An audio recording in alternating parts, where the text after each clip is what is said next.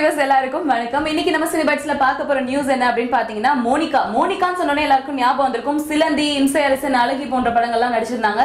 இவங்க பாத்தீங்கன்னா கொஞ்ச நாளைக்கு முன்னாடி இஸ்லாமிய மதத்துக்கு மாறிட்டாங்க அப்படின்றது எல்லாருக்கும் தெரிஞ்ச ஒரு விஷயம் தான். ஆனா இப்ப நான் சொல்ல போற நியூஸ் வந்து அது இல்லைங்க. இஸ்லாமிய மதத்துக்கு மாறின பிறகு ரஹிமா அப்படின்னு சொல்லி அவங்க பேரை மாத்திக்கிட்டாங்க.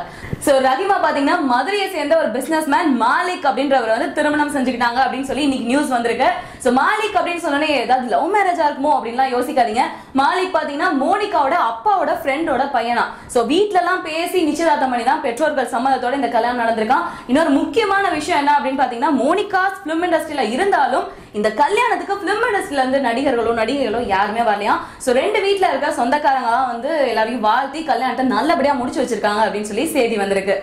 என்ன வியூவர்ஸ், tamilstar.com சினிபைட்ஸ்ல நிறைய சினிமா இன்ஃபர்மேஷன்ஸ்லாம் பார்த்து தெரிஞ்சுட்டு இருப்பீங்க. சோ தொடர்ந்து tamilstar.com பாருங்க, உங்களுக்கான நிறைய இன்ஃபர்மேஷன் அப்டேட்ல இருக்கு.